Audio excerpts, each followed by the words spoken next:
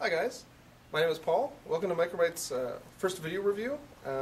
This is the first part of a multi-part segment. We're going to be discussing building a budget gaming PC. And we're going to be using some interaction with you guys on our Facebook page to determine how we're going to build this machine after each and every video segment. So today we're starting with what I think is the first step in any computer build, and that's picking your computer case. Now, there's a lot of cases out there, dozens of manufacturers, hundreds of cases. We carry over 100 different models in stock, so really you got to spend some time shopping, figure out what you want before you start building. Because we're talking about budget computing, we're looking at cases that range in price between, I'd say, $59 and $69. So today we have 4 cases for you guys to choose from. So here we have the NZXT Tempest 210. This is a relatively new model that we started carrying not that long ago. Here we have the Thermaltake Commander. Here we have a new model from Antec, the Antec 1. And over here we have a venerable design, the HAF 912 from Cooler Master. So I'm going to take a look at each one individually. We'll go over some of the features of each case, help you guys decide. So first off, the NZXT. It has a USB 2 and a USB 3 port, along with front audio jacks. On the side panel, we have a mesh cutout for either two 120s, and or you can actually do one 120 and position it. So the cutout's made a little bit differently than other cases. Instead of just having 4 screw holes, you can actually slide your fan up and down here so you can focus on certain components, your video card, whatever. It's a neat idea. It's got 2 140 or 120 millimeter fan cutouts on the top. And it comes standard with one 120 millimeter fan in the back and one in the top. Opening this up, we can see the case features a black interior.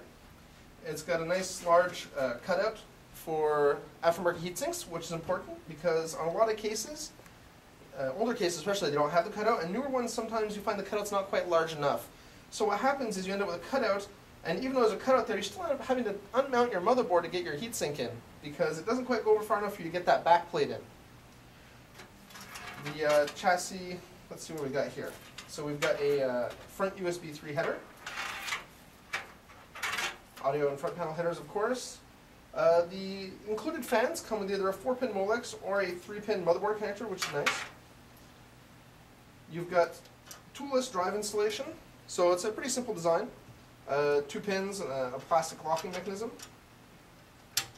This is not the sturdiest setup I've ever seen, but considering the price point of the case, nothing wrong with it. You're not going to be taking drives in and out of there every day.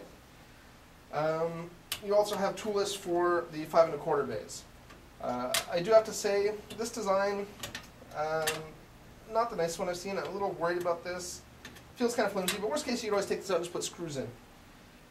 You also have front mounting for 2 120 millimeter fans here. There are no supplied dust filters, unfortunately. Moving on, you've got the Thermaltake Commander. So it also has a front USB 3 and USB 2 connector and audio ports. This is a little bit different design in a lot of cases we see nowadays.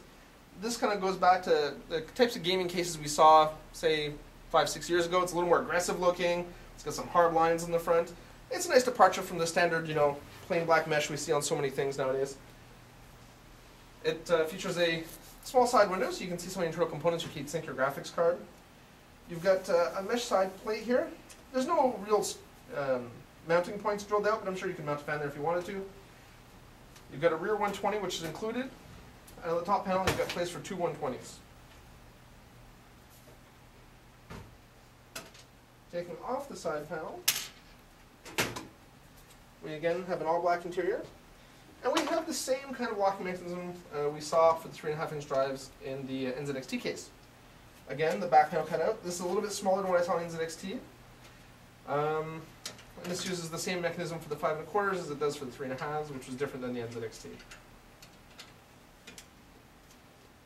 Let's see what else we got here. So your USB 3 is actually a pass-through connector. So it's going to loop through the back of the case through a grommet, probably. Yep. And you're going to plug that back into your motherboard to get your front USB to work. You could also, of course, use this for USB 2. There's no It's pin-to-pin compatible, so no differences there.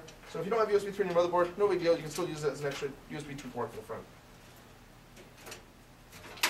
Nice touch. The included fan has a sleeved wire.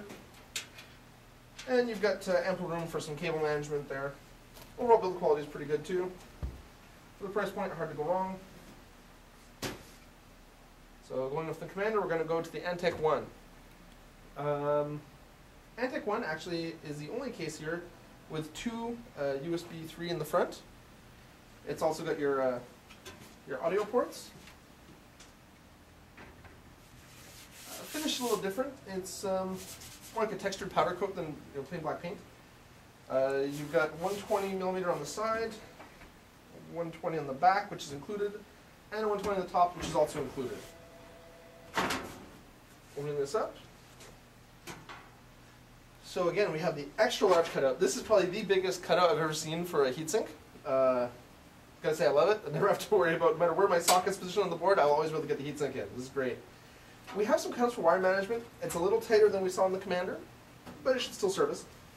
We've got a bottom dust filter. Also, the Commander had a bottom power supply dust filter. I forgot to mention that. We have toolless 5 1/4. We have something very strange here. This is the only case I've ever seen where they force you to mount the hard drives from the back side. So you will have to take off the other panel to mount the drives. Gives it definitely an interesting look. I don't mind it. It's just something different. Front USB has and this actually I think is probably the best feature of this case.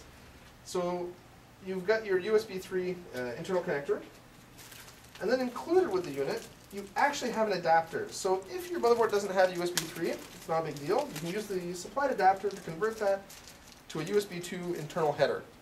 This is a great idea. I think any case that has USB 3 ports nowadays should probably come with it, at least for the next 6 to 8 months as people are changing motherboards and getting used to it. Good on Antec. I like the inclusion of that. You also have place here in the bottom to mount a 120 or 140 blowing upwards. The front fan looks like it's well, there's nothing included, but it looks like you can mount a 120 there. Yeah.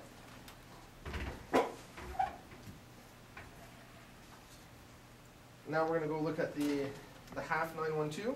This is the oldest case in our roundup. But considering its age and the fact that it's still so popular, goes to say a lot about it. This design is kind of shared the whole half family, so the 932, 942, 922 as well. You get kind of that ruggedized military look in the front. Two USB 2 audio ports. On the side panel you have 120 or 140mm fan mounting. On the top panel you can do a 200mm, two 120s, a 140, or of course radiator mounting for water cooling. Pull it off, take a look at the inside. Now, as you'll undoubtedly notice, this is the first case in our roundup that isn't black painted on the interior. I guess it doesn't really matter that much. This case does not have a side window, so you're not really going to be seeing your components all that often anyway. It does have a nice design, very big cutout for the heatsink. Not as big as we saw in the Antec 1, but still quite large. Again, you've got room here for wire management. It includes a 2.5-inch drive bay for SSDs, or I guess laptop drives if you want to put one in there. You've got plenty of room for hard drive expandability. It uses drive rails, which are all included.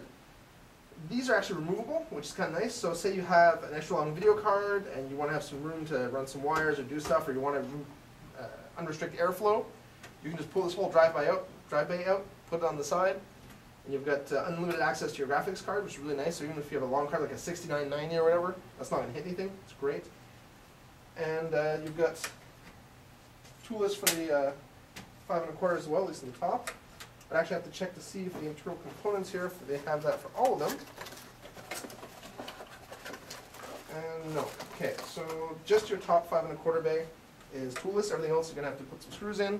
Not a big deal. Again, this is a solid case. Of all the cases in the roundup, this is the one that's the most sturdy. It's got the least flex in the metal. It is the best, probably technically the best built chassis of the bunch. But it is showing its age. It doesn't have the black interior, and it's a look that's kind of classic, and you might want something different now. So that about does it. I've gone over 4 of the options. I mean, like I said, there's tons of different options for cases nowadays.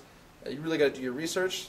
We're going to pick one of these 4 to do our build in, and that'll be up on our Facebook page, so you can do the poll. And once we get that all tabulated and calculated, next week we'll start looking at motherboards. I'll pick some motherboards and platforms, so I'll have to decide AMD or Intel, and we'll go from there. So this is Paul from Microbytes signing off. Thanks for tuning in.